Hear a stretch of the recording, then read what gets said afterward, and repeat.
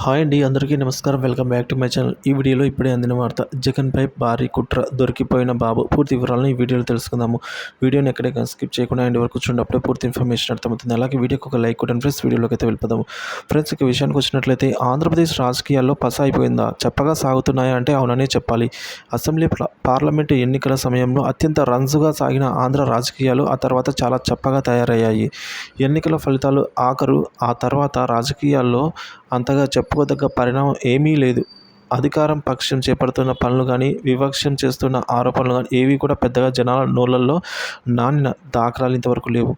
ఆఖరికి వైసీపీ పాల్పడిన అవినీతిని బహిర్గతం చేస్తామని టీడీపీ విడుదల చేసిన 7 శ్వేతపత్రాలు, పెంచిన పెన్షన్ ఏదీ కూడా నేషనల్ మీడియా ప్లాట్ఫామ్లో దృష్టిని ఆకర్షించలేకపోయింది. మరోవైపు రాష్ట్రంలో హత్య రాజకీయాలు పెరిగిపోయాయంటూ ఢిల్లీలో జగన్ చేసిన నిరసన జాతీయ మీడియాను ఆకర్షించినా కూడా జగన్ కోరినట్లుగా ప్రధాని మోదీ, హోంమంత్రి అమిత్ షా మాత్రం పట్టించుకున్నట్లే వ్యవహరించారు. దీంతో ఏ ఎజెండాతో జగన్ నిరసన చేశారో అదైతే నెరవేరలేదు.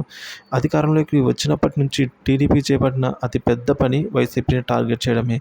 తొలి రోజు నుంచి కూడా ఏ విషయంపై ప్రశ్నించిన గత ప్రభుత్వం అలా చేసింది, అందుకే మేము ఇలా చేయలేకపోతున్నాం అనే సమాధానమే వినిపిస్తుంది. నేషనల్ స్థాయిలో ఏపీ పేరు వినిపించేలా చేయడానికి టీడీపీ ప్రభుత్వం పడిన ప్రయాసాల్లో శ్వేతపత్రాలు మరీ ప్రధానంగా కనిపిస్తాయి. అధికారంలోకి వచ్చిన 2 నెలల కాలంలోనే 7 శ్వేతపత్రాలను విడుదల చేశారు. పోలవరం, అమరావతి, విద్యుత్, ఆర్థిక శాఖ, సహజ వనరుల దోపిడీ వంటి వాటిపై శ్వేతపత్రాలు విడుదల చేశారు.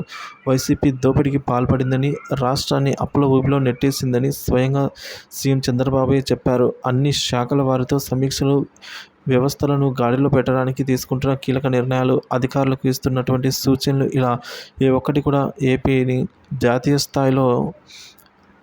స్థాయి వార్తల్లో అయితే నిలపలేకపోయింది ఏపీని. అందుకే ఇప్పుడు జగన్ అసెంబ్లీ రావాలంటేనే టీడీపీ క్యాడర్ ఆహ్వానిస్తుందని టాక్. టీడీపీ ప్లాన్ ఇదేనా అంటే ఎక్కడికి వెళ్ళినా వైసీపీ జగన్పై విమర్శలే తప్ప తాము చేస్తున్నదేంటో చెప్పుకోలేని పరిస్థితిలో కూటమి ప్రభుత్వం ఉంది అని అనడంలో సందేహం లేదు. ఆఖరికి స్వాతంత్ర దినోత్సవ వేడుకల్లో కూడా గత ప్రభుత్వం అవినీతికి పాల్పడిందంటూనే సీఎం ప్రసంగించారు. ప్రజలకు ఇచ్చిన హామీలు అమలు గురించి అడిగగా వైసీపీ అక్రమాలు పాల్పడిందన్న సమాధానమే వినిపిస్తోంది. ఇలా తాము చేసిన ప్రతి ప్రయత్నం నీళ్లపాలు కావడం, ఆఖరుగా జగన్ను అసెంబ్లీకి ఆహ్వానిస్తున్నారన్న వాదన కూడా వినిపిస్తోంది.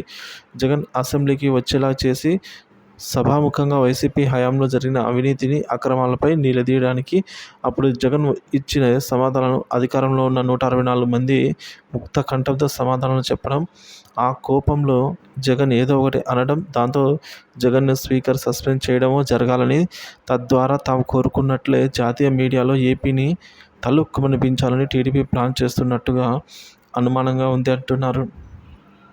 అందుకే జగన్ వెళ్ళట్లేదా అంటే టీడీపీ, జనసేన, బీజేపీ కూటమి చేస్తున్న ఈ ప్లానింగ్ అర్థమయ్యే జగన్ కూడా అసెంబ్లీ అంటే ఆమడ దూరంలో ఉంటున్నట్లు పరిస్థితులు చెప్పకనే చెప్తున్నాయి. అసెంబ్లీ సమావేశాలు ఉన్నాయి, అప్పుడే రాష్ట్రంలో హత్య రాజకీయాలు జరుగుతున్నాయని కక్షపూరితంగానే టీడీపీ శ్రేణులు వైసీపీ కార్యకర్తలపై విచక్షణారహితంగా అయితే దాడులకు పాల్పడుతున్నారని, హత్యలు చేస్తున్నారంటూ జగన్ ఢిల్లీలో నిరసన చేపట్టారు. ఫోటో, వీడియో గ్యాలరీ పెట్టి మరీ 2 రోజుల పాటు ఈ నిరసనలు తెలిపారు.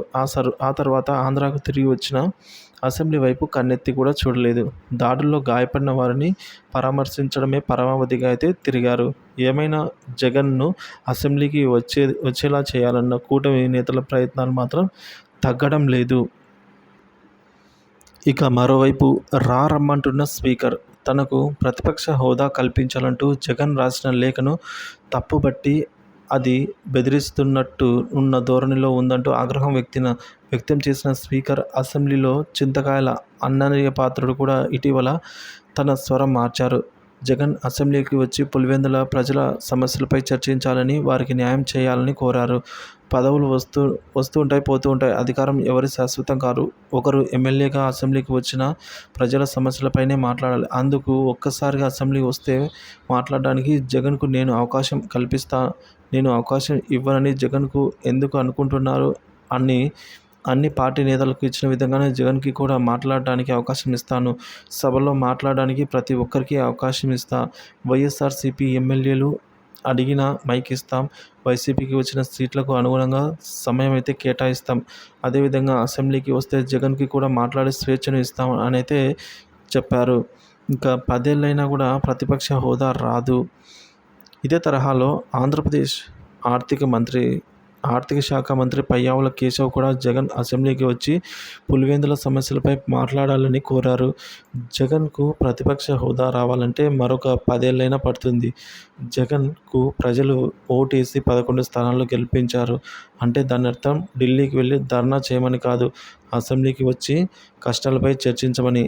కానీ అది మానుకుని సింగిల్ కెమెరాతో ప్రెస్ మీట్లు పెట్టమని కాదు. అవమానించినా కూడా అభిమానించినా నిలదొక్కుకొని నిలబడే వాళ్ళే రాజకీయాల్లో ఉండగలుగుతారని జగన్ గ్రహించాలి అని అన్నారు. అధికారం పోగానే అసెంబ్లీకి కూడా రాకుండా ఎటేటో తిరిగేలా ఇలా ప్రవర్తిస్తూ ఉన్న 11 స్థానాలు కూడా ఒక్క సీటుకు వచ్చే అవకాశం ఉంది అని జగన్ గ్రహించాలి అనైతే పయ్యావుల కేశవ్ సూచించారు.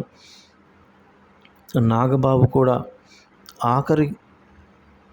ఆఖరికి కూటమి నేతలే కాకుండా ఏ పదవితో సంబంధం లేని జనసేన ప్రధాన కార్యదర్శి కొణిదెల నాగబాబు కూడా జగన్ అసెంబ్లీకి రావాలని కోరుతున్నారు. ఆయనను ఏమీ అనొద్దని, తాను కూటమి నేతను రిక్వెస్ట్ చేస్తానని, కాబట్టి జగన్ భయపడకుండా సభకు హాజరు కావాలని చెప్పేసి సోషల్ మీడియాలో పోస్ట్ పెట్టారు. అదేవిధంగా షర్మిల కూడా జగన్ అసెంబ్లీకి వెళ్ళాలని, పులివెందుల ప్రజల సమస్యలను అయితే అసెంబ్లీలో వినిపించాలి అనైతే ఆమె కూడా కోరారు. జగన్ అసెంబ్లీకి రావాలా వద్దా అన్న విషయంలో కూటమి నేతలు మంకుపట్టు పట్టడంతో అనేక అనుమానాలకు తావిస్తుంది. తాము అధికారంలో ఉన్నప్పుడు వైసీపీ వాళ్ళు వాళ్ళపై సెటర్లు వేశారని, సభలోనే అవమానకరంగా మాట్లాడారన్న వాటికి ఇప్పుడు ప్రతీకారం తీర్చుకోవాలని కూటమి ప్లాన్ చేస్తోందా అనైతే చర్చ జరుగుతోంది.